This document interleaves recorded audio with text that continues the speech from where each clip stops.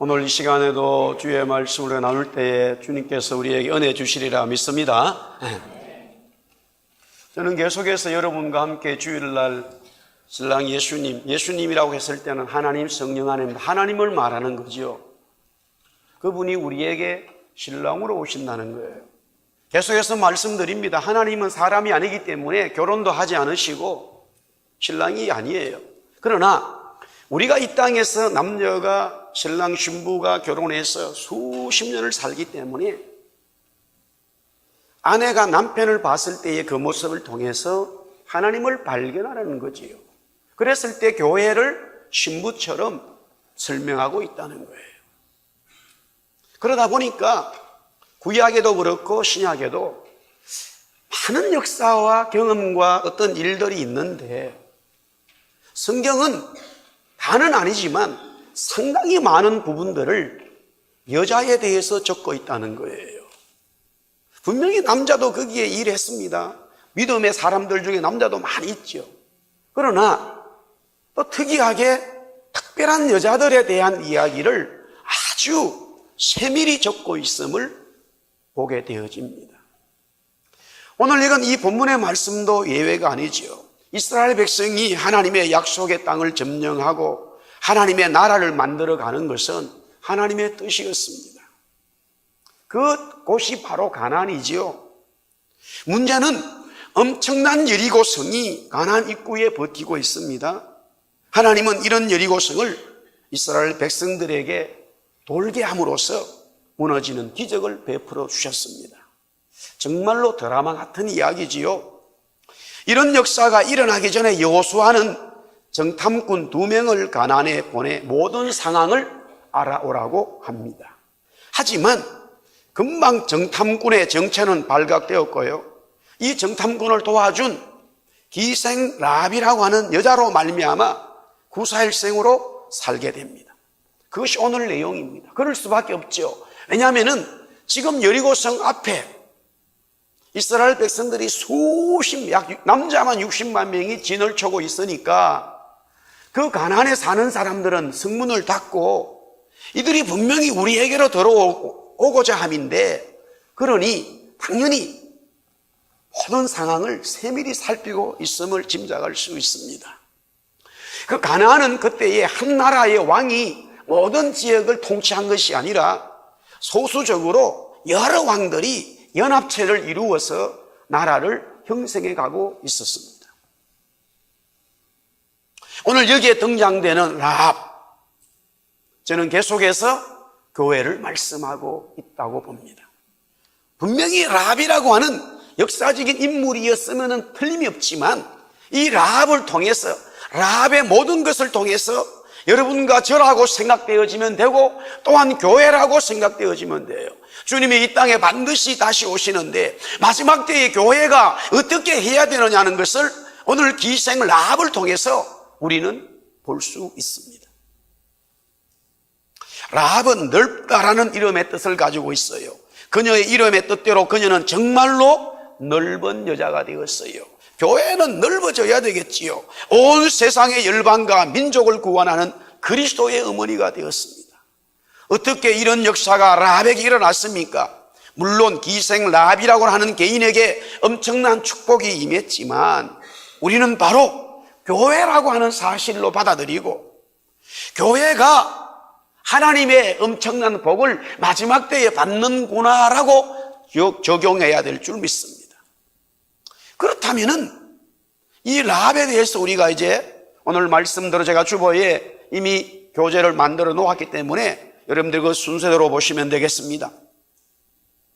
먼저 우리가 성경 2장 1절을 다시 한번 같이 읽어보겠습니다. 2장 1절 다 같이 읽습니다. 시작.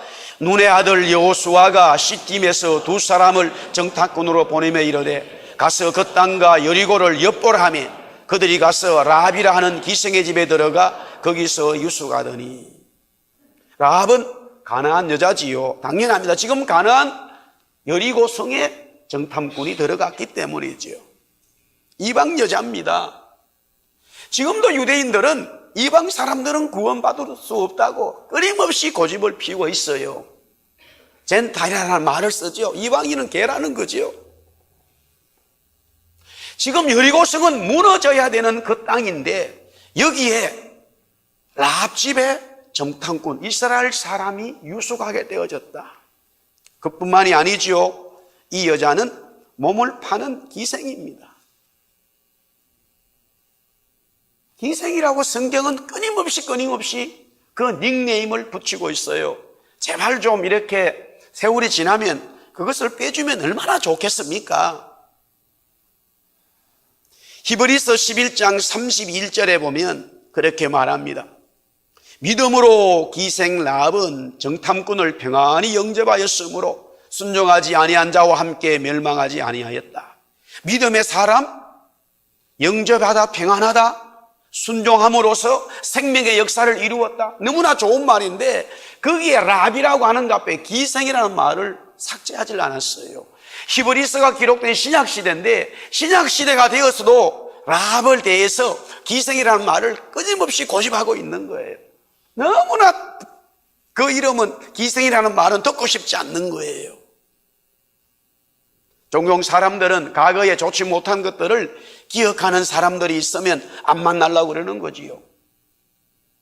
호주에 갔습니다. 캐나다에 왔습니다. 미국에 왔는데 어디를 이렇게 살다 보니까 초등학교 동창을 만났어요.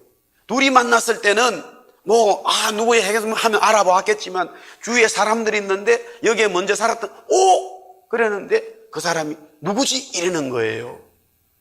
모른다 이거지요. 왜? 초등학교 때 사건을 아니까. 아니 20대에 결혼했는데 지금 사는 여자가 다른 여자다 이거지요. 보니까 알기 때문에 모르는 척 하는 거예요. 모를 리가 없지요. 내가 과거에 잘못된 이야기가 있다면 그것을 좀 빼주면 얼마나 좋겠습니까? 성경은 철저히 다 그냥 상처받으라고 기생이라고 계속 얘기하는 거예요. 제가 종종 그렇게 말씀드리지 않습니까? 예수 진짜 믿으면 상처 없는 거예요. 여러분들 아멘 안 하시지요? 치료받는다고 상처 아니에요. 우리는 새로운 피조물인 거예요. 할렐루야. 성경 보세요. 보라 내가 새것이 되었다고 그러는데 새것이 되었다고 성경은 선언하잖아요. 근데 왜 자꾸 옛 것을 가지고 얘기하고 거기에 상처받았다고 또 기도하고 어디 가서 상처 치료받는다고 힐링 참석해요? 이상한 복음이 지금 들어와 있습니다. 당신은 옛날에 기생이야. 당신은 옛날에 이렇게 살았어. 아무리 누가 그렇게 말해도요, 구원받은 사람은 그것이 오히려 더 은혜로 들려지는 거예요. 아멘이 역시 적지요. 그럴 수밖에 없어요. 제가 아무리 설교도 여러분들 안 돼. 아멘이 나와야 되는데.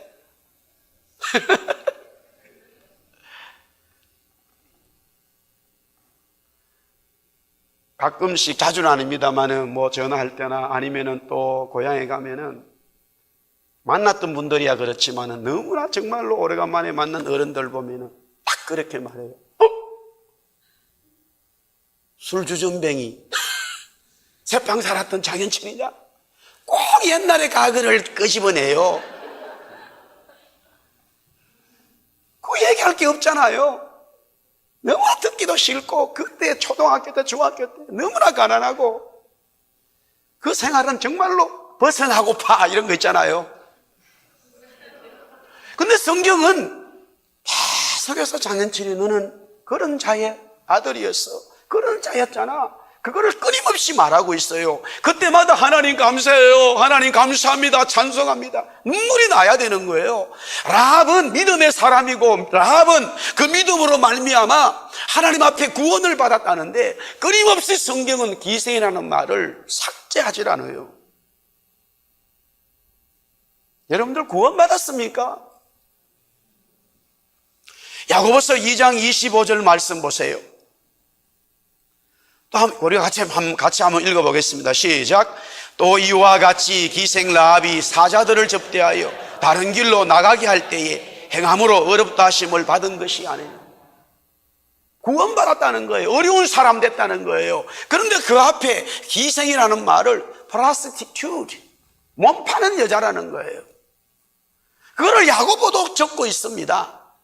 수천 년 세월이 흘렀는데 제발 좀 기억을 못해야 되는데, 그런 이야기는 어떻게 성경은 성령께서 야고보에게 히브리서 기자에 감동을 주셔서 라합은 원래 기생했다 꼭 적어라 그렇게 말씀하셨어요.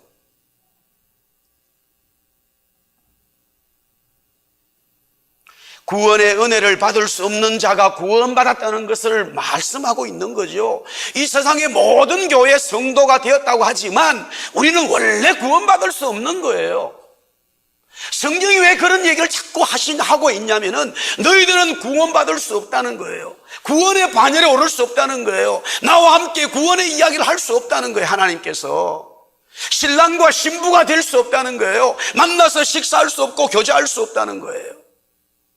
그러나 너희가 구원받은 것은 전적인 나의 은혜라는 것을 일깨워주기 위해서 교회는, 성도는, 성전은, 하나님의 백성들은 하나님 없으면 살 수 없다는 거 얘기하고 싶은 거예요.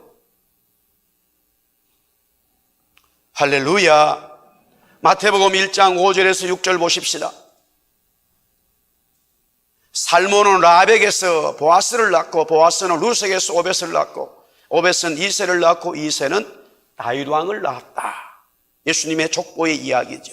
여기에 나오는 것은 바로 직계계통이 아니에요. 직계지만은 텀이 많습니다.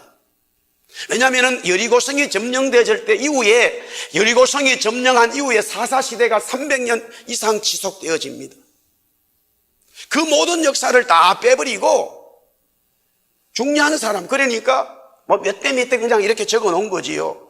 어쨌든 이 기생 라합은 다윗 왕의 어머니가 되어졌어요. 다윗 왕의 할머니인 거예요. 선조가 되어진 거예요. 그것은 그리스도의 어머니가 되었다는 거죠. 성경은 그렇게 말합니다. 따라합시다. 산자의 어머니. 계속해서 교회에 말씀하고 있는 것은 산자의 어머니라는 거예요. 교회는 바로 생명을 잉태하고 교회는 생명을 증거하는 살아있는 교회가 돼야 되는 거예요. 물론 예수님이 다 아시죠. 예수님이 다 아세요. 제자들 필요 없어요. 요소도 필요 없고 모소도 필요 없고 다 알 수 있어요. 그러나 하나님은 신분 교회를 구원시키셔서 교회로 하여금 생명 있는 복음의 역사를 잉태하고 증거하도록 만드신다는 것이 하나님의 플랜이에요. 할렐루야. 그래서 산자의 어머니라는 얘기를 계속 얘기하는 거예요. 아기 낳지 못하는 여인에게 태의문을 여시고 아이를 낳게 하셨다는 이야기를 하는 이유가 바로 계시록의 영적인 해석인 겁니다. 교회를 말하고 있는 거예요. 기생 라합은 생명의 교회가 되었다는 사실이지요.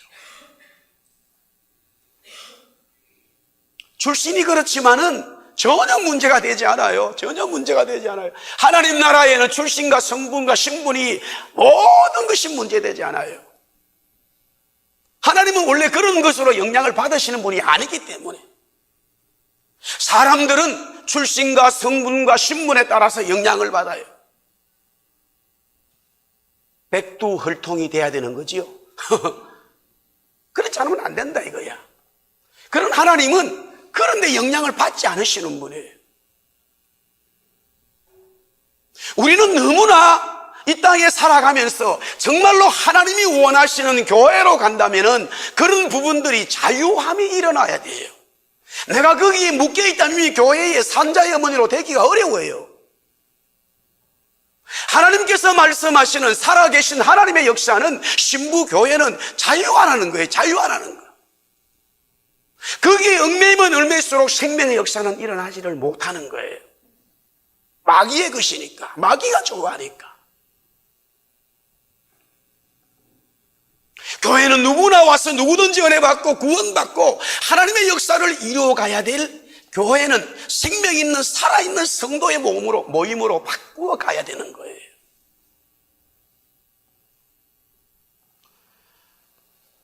자, 계속해서 기생 라합은 두 번째 정탐꾼과의 얘기가 아주 많이 기록되어져 있습니다. 여호수아의 명을 받은 두 명의 정탐꾼은 여리고성으로 들어가지요. 하지만 너무나 경계가 심하고 군사들이 깔려 있어서 어떻게 여호수아의 명을 받았지만은 그 일을 하기가 어려웠어요. 결국 그들은 사람들이 드나드는 이 주막을 찾았고 그곳에서 머무르게 됩니다. 여호수아 2장 4절에서 6절에 보면은 내용을 읽어보았을 때에 이스라엘의 2명의 정탐꾼들을 기생 라합은 살려줍니다. 그들을 숨겨주고 자기 나라 군인들에게까지는 거짓말까지 하고 결국에는 그들이 도망가도록 자기 집에서 줄을 달아 내려주고 그 다음에 3일 동안 숨어 있다가 가서요 산도 어디 가서 숨으라고 다 얘기를 해주고 완전히 가이드예요. 그런 가이드가 없어요. 전통적인 학자들은 왜 이 기생라합이 자기 민족을 배반해 이 거짓말을 해야 되나 말아야 되나 이런 얘기가 아닙니다. 성경을 그렇게 보니까 안 보이는 거지요. 교회를 얘기하는 거예요. 교회 이방도 구원받을 수 있다는 얘기를 하는 거예요. 구원받아야 된다는 얘기예요. 야고보 사도가 말한 것처럼 기생 라합이 자기 민족에게는 거짓말을 했지만은 이 2명의 정탐꾼을 살려주는 것을 어려운 행동이라 의의 행동이라고 말하고 있어요. 노아는 완전한 자라 의의 사람이라 말한 것과 마찬가지로 기생 라합이 하는 이 행동들을 하나님은 성령님은 뭐라고 말씀하셨냐면은 의로운 행동이라 그렇게 명명하고 있어요. 의로운 여인이 되었다는 거지요.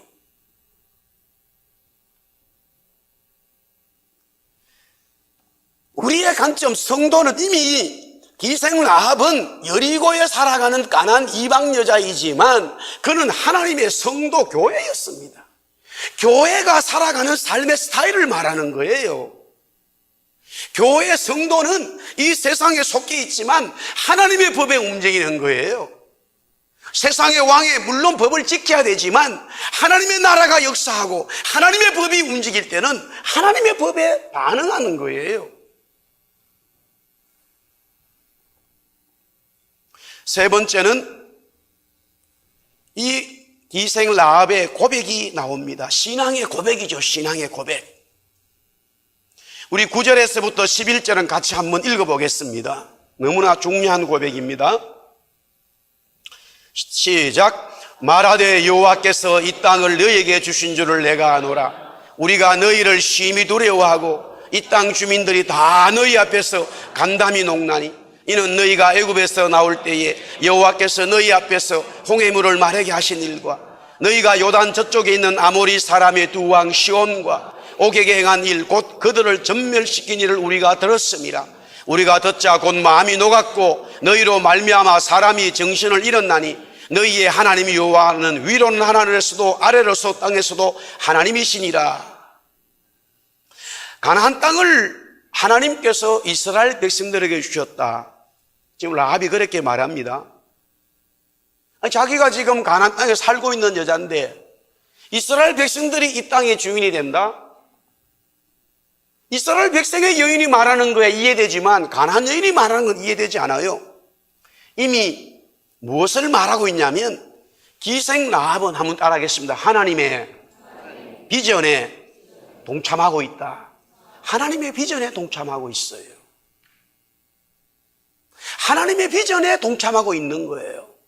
자기는 가나안 여자지만 이스라엘 백성들이 움직이는 모든 것은 하나님께서 역사하시고 하나님이 도우시고 하나님이 이끌으시기 때문에 하나님의 플랜, 하나님의 비전이 뭐냐? 이스라엘 백성들은 애굽에 사는 것이 아니라 가나안 땅에 사는 것이 하나님의 플랜, 하나님의 비전이었어요. 우리가 종려 주일을 맞이하게 되면 예수님께서 이제 나귀 새끼를 타시고 입성하게 되어집니다. 나귀 새끼를 베드로가 늘 데리고 다니는 게 아니었어요. 우리가 아는 대로 제자들에게 그렇게 말합니다. 어디 동네 가면 나귀와 나귀 새끼가 있을 것이라. 데리고 오라. 주인이 그러면 왜 가져가냐고 말하지 않겠냐고 당연히 얘기하겠죠. 예수님도 그렇게 말씀하셔요. 그때 예수님이 그렇게 말씀하십니다. 주가 쓰시겠다. 하나님 나라의 비전은 하나님께서 이루어 가실 때에 그것이 세상 사람들의 생각과는 전혀 다른 거죠. 하나님의 교회의 성도가 된다면 하나님의 비전에 동참하는 거예요. 내 모든 삶이 하나님의 비전에 동참되어져서 그것이 녹아져서 하나님의 역사를 만들 수 있다면 그것보다 감사한 일은 없겠지요. 지금 가나안의 여인으로서, 기생으로서 자기가 살고 있는 이 땅이 자기 나라 사람들 땅이 아니라 지금 밖에 있는 저 이스라엘 백성들의 땅이라고 말하는 것은 있을 수가 없습니다. 그 여인이 그렇게 말하는 것은 하나님의 비전에 이미 동참하고 있다는 거지요.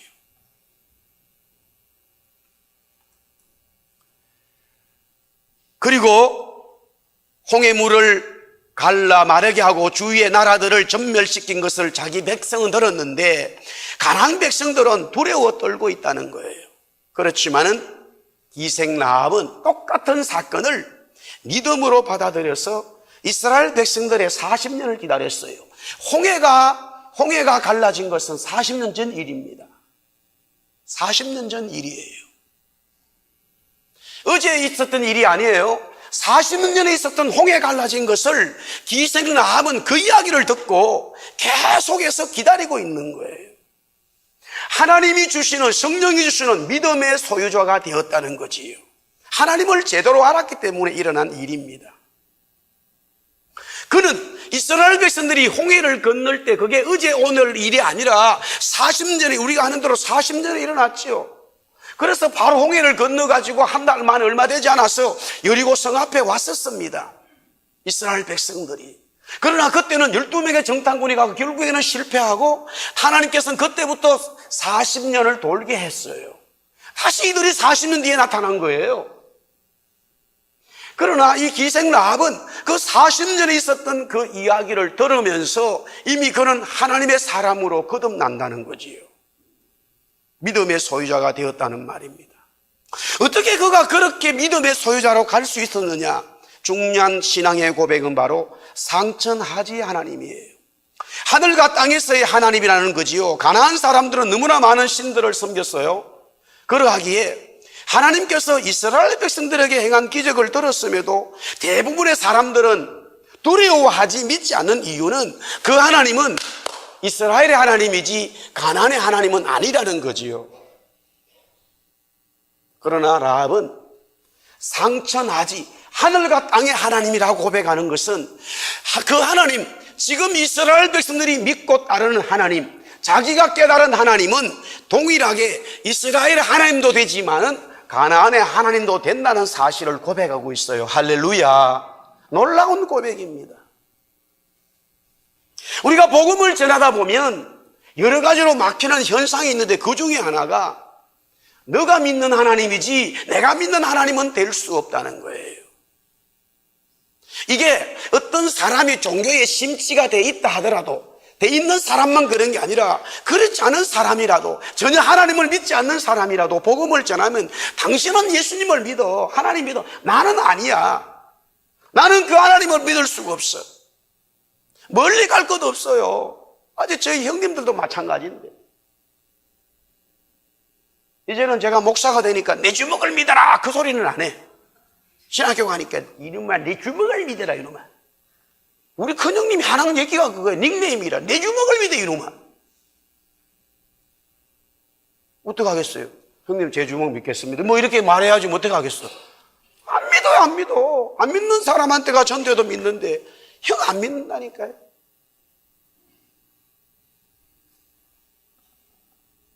그러면서 그 말이 뭔지 아세요? 너는 하나님 믿어도 돼 이 말이 나는 안 믿겠다는 거예요. 그 하나님은 나하고 관계없다는 거예요. 너 하나님은 너 하나님이지 내 하나님이 될 수 없다는 거예요. 놀라운 고백입니다. 상천하지 하나님은 하늘에도 계시고 땅에도 계시는데 하늘과 땅에 있는 모든 피조물이 하나님을 섬기게 돼 있다는 거예요.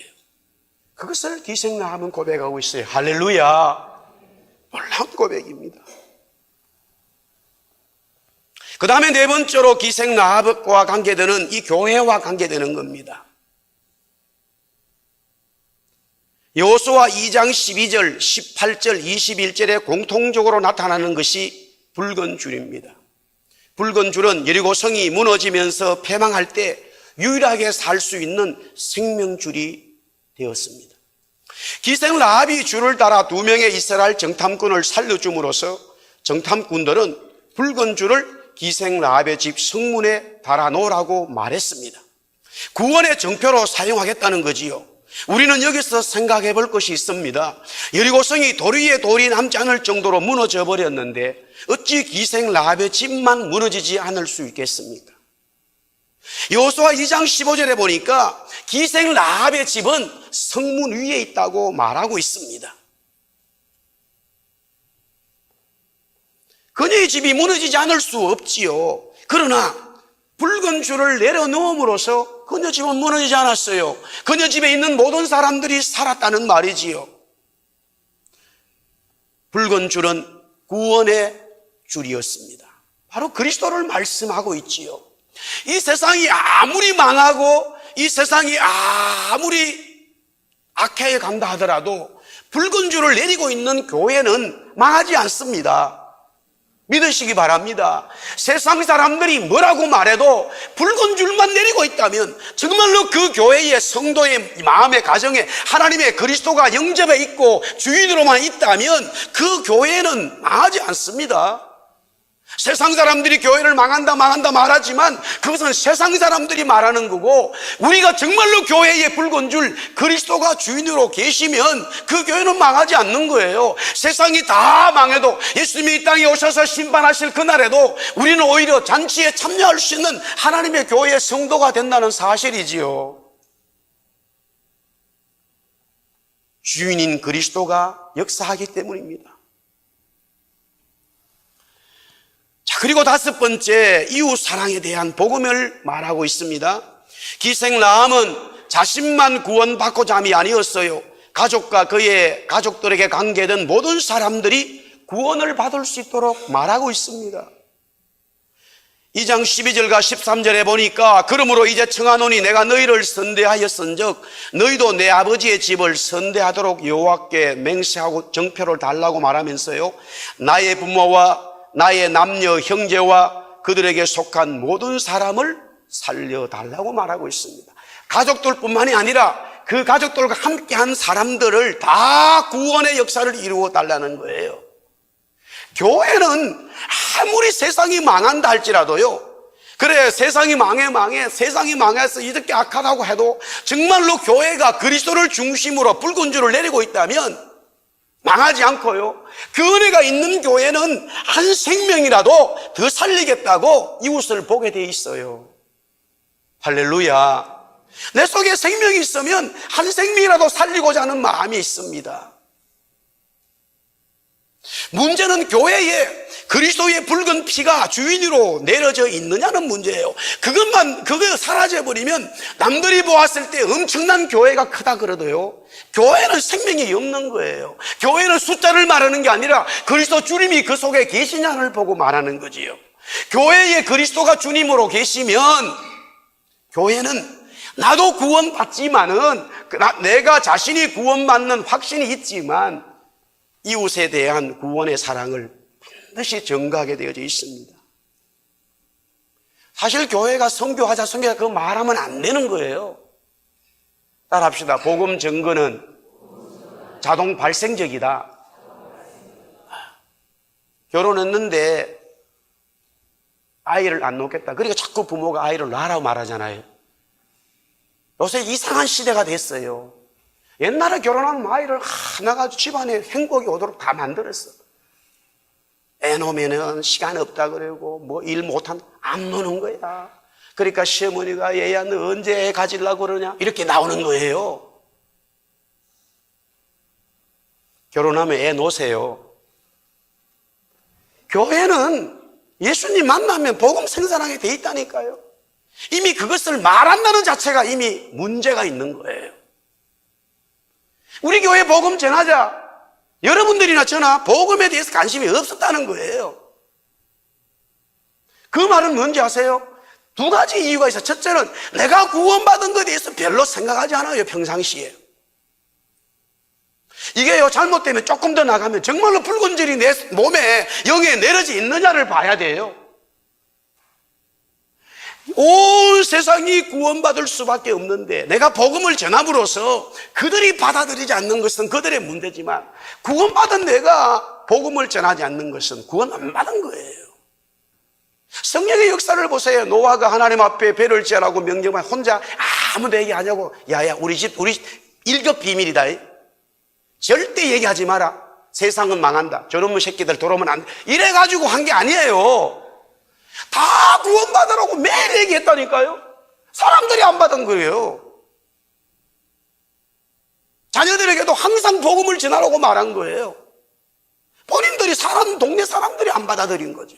얼마나 안타까운 마음으로 얘기한지 몰라요. 구원의 역사를 보십시오. 정말로 구원받은 믿음의 사람들은 자신이 죽을 상황이 되어도 한 생명이라도 구원하고자 하는 거기에 몸을 던지게 되어져 있습니다. 왜? 예수님의 온 인류를 구원하고자 하는 그 사랑이 조금 들어와 있기 때문에. 우리가 밴쿠버 잉글리시 베이에 가면은 바다가 태평양 바다가 있어요. 분명히 그 바다는 대한민국과 붙어 있어. 아니, 온 세계를 덮고 있어요, 바다가. 그 바닷물을 먹물로 삼아가지고 하늘에다가 글을 적는다 해도 다 하나님 사랑 기록할 수 없다고 그랬어요. 저는 개인적으로 교회를 하기 전에 이런저런 고난들이 있고 내가 왜 밴쿠버에 살아야 되나 하는 이런 일들이 있었지만 하나님께서 은혜를 주실 때에 이런 마음을 주십니다. 사랑하는 조가, 너가 잉글리시 베이에 가서 그 바닷물을 주걱으로 한 숟갈 퍼서 한 그릇 퍼가지고 그것을 네가 이 물을 이만큼 담았구나. 그거조차도 내 사랑에 비할 수 없다는 거예요. 아무것도 아니라는 거예요. 내가 너를 사랑하는 것은, 너가 나에게 사랑하는 반응은 너무나 적다는 거예요. 하나님이 나를 사랑하신 것은, 구원해 주신 것은 너무나 이 세상에 있는 바다의 물보다 더 많고 더 깊고 더 크다는 거예요. 근데 내가 주님 감사합니다. 주님 구원받았습니다. 하나님 나를 은혜 주셨네요. 막 눈물이 나고 감사해서 그 감사의 표현을 했을 때 주님의 표현이, 너가 너무나 은혜를 받았고 감사도 하지만 잉글리시 베이에 가가지고 한 숟갈 퍼는 물밖에 안 된다는 거예요. 그것도 안 된다는 거예요. 사랑하는 성도 여러분, 우리가 정말로 구원받았습니까?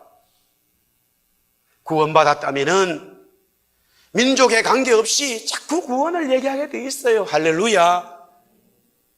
이 땅에서 살아가면서요, 우리가 와서 안 믿는 사람들에게 어떻게 살아야 되나, 말해야 되죠. 도와줘야 되죠. 어떤 비즈니스를 해야 되나, 어떻게 해야 되나, 영주권을 어떻게 받아야 되나, 다 필요한 얘기들이에요. 오케이, no problem. 그러나 우리가 정말로 이 땅에 살아가는 하나님이 주신 목적은 결국에는 그런 것을 통해서 복음을 얘기해 주어야 된다는 거예요. 그게 최고의 시민권이고, 그게 최고의 비즈니스고, 그게 최고의 그 사람 인생의 삶이 된다는 거지요. 할렐루야. 그래서 하늘의 시민권을 갖도록 해줘야 돼요. 바울이 고백한 거죠. 그리고 홀리 비즈니스가 되어서 하나님의 나라 위에 쓰임받도록 그 사람이 구원받도록 우리는 가이드가 돼야 된다는 사실이에요. 교회를 말하고 있죠. 기생 라합은 자기 혼자 구원받겠다고 하는 게 아니에요. 자기의 가족뿐만이 아니라 그 가족에 속한 모든 사람들이 다 구원받을 수 있도록 도와달라. 그리스도의 구원의 선포가 열방과 민족을 향해서 교회가 그대로 받고 교회가 그대로 선포하는 거예요. 하나님은 마지막 때에 이런 교회를 찾고 있습니다. 할렐루야. 하나님의 마음이 온 땅과 온 열방의 사람들이 구원받는 거예요. 어느 민족에 관계없이 다 구원받는 거예요. 그 중에 어떤 한 사람이, 그 중에 어떤 한 교회가 하나님의 은혜를 받고 구원을 받고 은총을 받았을 때에 하나님 감사합니다, 감사합니다 찬송하고 영광을 돌릴 때에 하나님은 그렇게 말씀하시죠. 복음을 전해라. 내가 가서 얘기할 수 있겠지만은 너희가 좀 대신 가줘라. 그렇게 말씀하고 있어요. 그때에 교회는 주님 제가 가겠습니다, 우리 교회가 감당하겠습니다 라고 반응하는 것은 자연 발생적이라는 거예요.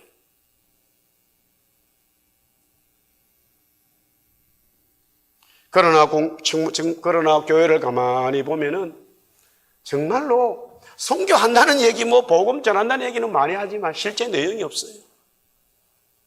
제가 계속적으로 말씀드리잖아요. 실제 내용이 없어요.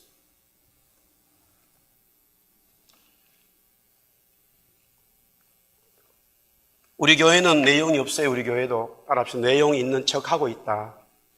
내용이 있는 척하고 있는 거예요. 더 많이 복음 전할 수 있어요. 할렐루야. 더 많이. 우리가 먹는 1불, 2불 가지고요, 정말로 또 어려운 데 가면은 놀랍게 사용되는 게 너무 많아요. 감이 안 오면 한번 가서 봐야 돼요. 1,000불, 2,000불 들여서 비행기표 해가지고 갔다 와서 보고 나면은 얼마나 그것이 귀하고 중요하다는 것을 우리는 깨닫게 되어집니다. 결국 신부교회 기생라합은 하나님의 신부로 등극되어져 있죠. 그렇다면은 신랑 하나님은 어떤 분이세요? 그가 말하는 고백 중에 2장 9절에서 10절에 보니까 애굽을 나오게 하고 홍해물을 건너게 했다. 홍해물을 마르게 했다. 창조주 하나님이. 창조주 아니면 할 수가 없어요. 이 세상을 창조하신 하나님만이 할 수 있는 거예요. 창조주 하나님을 찬양하고 있어요. 따라합시다. 교회는 창조주 하나님을 영원토록 찬양해야 된다. 교회의 모습 딱 보면 나옵니다. 정말 우리 교회가 은혜로 가고 있느냐 했을 때 너무너무 하나님을 찬송하고 찬양하는 교회는 하나님이 역사하게 돼 있어요. 저와 여러분이 어떤 사역을 하든지 어떤 일을 하든지 자기를 나타내기를 원하고 하나님 나타내지 않는다면 이미 그 교회는 죽은 교회라. 역할에 관계없이 하나님이 이 교회에 창조주의 역사를 하고 계시는구나, 그분을 막 끊임없이 찬송하고 찬양하는 교회는 하나님이 역사하게 돼 있어요. 할렐루야. 우리가 지금 교회 주일날 예배 1시간 반인데 다른 교회다 있다 온 분은 30분 견디기가 어려워. 지옥보다 더 어렵다고 그래요. 다 1시간씩 예배 드리니까. 여러분들 1시간 반으로 됩니까? 일주일 내내 정말 24시간 세븐데 놀다가 1시간 반 예배 드리는데 30분 더 하고 있어요. 현실적으로. 왜 더 많아졌느냐? 30분. 찬양이 좀 많아. 한 3시간 찬양해야 되는 거예요. 그래야 여러분과 저 속에 더러운 것들이 다 빠져나가는 거야. 끝나고 나면 또 세상에 모든 소리잖아요. 일주일 내내 그렇게 살잖아요. 여기 와서 찬송하자 하는 내 눈 들어 그때 찬송하자. 한 번도 안 하잖아. 현실입니다. 현실. 그러나 초대교회 보세요. 중국교회 보세요. 우리나라 초대교회 때 보세요. 우리 시골기 우리 어머니 시대 어릴 때 보세요. 다 그분들의 동일한 얘기는 시대와 상황이 다 다르지만 공통성이 하나 있어요. 교회에 은혜가 있고 눈물이 있고 감사가 있을 때는 끊임없이 창조주 하나님을 찬양하는 거예요. 그런데 마귀는 점점 그것을 줄이는 거예요. 지금 대한민국의 이민교회 일주일 부흥회 하는 교회는 한 교회도 없어요. 일주일 동안 부흥회 하는 교회는 한 교회도 없다니까요. 왜 그렇게 됩니까? 제가 어릴 때만 하더라도 시골교회 부흥회는 일주일이에요. 월요일 저녁부터 토요일 아침까지. 일주일도 일주일이지만 시간마다 시간이 엄청 길어요. 새벽이 거의 1시간 반 2시간이에요. 낮은 4시간 5시간 저녁 3시간씩입니다. 그러면 24시간 전에 아무것도 할 수가 없어요. 일주일 내내. 그래서 가만히 보십시오. 이틀 3일만 되면 나는 죽으면 죽어도 은혜 받지 않으리라, 그렇게 결심한 사람 아니고서야 다 은혜 받아요. 오늘부터 시작해 볼까요? 다 그만두고 계속 찬송하고 찬양하고 말씀 들어보세요. 이틀만 되면 다 꼬꾸라지지. 하나님 막 찬송하고 찬양하고 야단나지요. 지금 가난에 있는 여자가요, 기생이 창조주 하나님을 찬양한다니까요. 사실은 이스라엘 백성들도 잊어버렸어요. 하나님을 매일 듣고 하나님 앞에 예배한다고 그들도 잊어버렸어요. 2명의 정탐꾼이 들으면서 너무나 놀라웠을 거예요. 그래서 돌아가서 여호수아에게 장군님, 너무나 놀라운 일을 경험했어요. 아니 여리고성의 이 기생 라합이 우리 하나님을 창조주로 찬양하고 있습니다.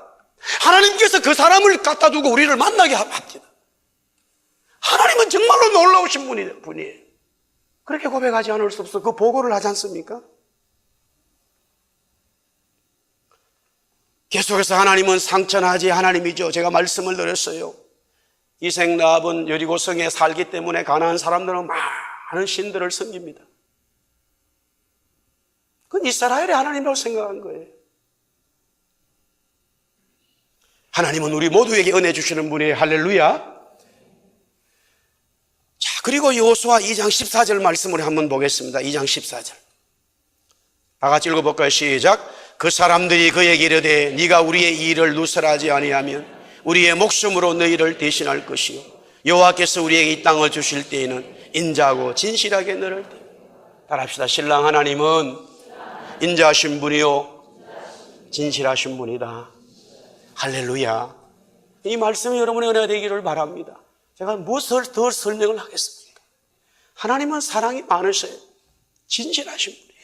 그래서 예수님이 말씀하시는 내가 진실로 너희에게 말한다 그렇게 말해요. 나는 사랑을 가지고 있다는 거예요.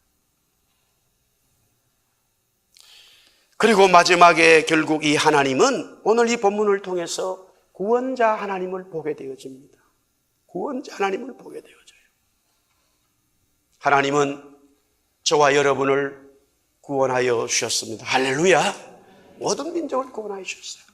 사랑하는 성도 여러분, 우리가 이 땅에 살아가는 나그네로서 어쩔 수 없이 우리는 이 땅에서 삶을 살아야 됩니다. 하지만 하나님은 우리의 하나님인 줄 믿습니다. 그래서 현실적으로 적용하면 운전하실 때도 또 기업에 출근해서도 찬송하시고 기도하시고 하나님 감사합니다 외치시고 그래 하다가 하나님 오늘은 조금 매상 좀 주시면 좋겠습니다. 그렇게 기도하세요. 할렐루야. 들으신다니 제가 그렇게 말씀드려도 적용을 안 하셔. 역사하십니다. 하나님은 들으셔요. 우리 다 일어나서 우리 한번 나 약해 있을 때에도 이 찬양을 한번 같이 해봅시다. 나 약해 있을 때에도.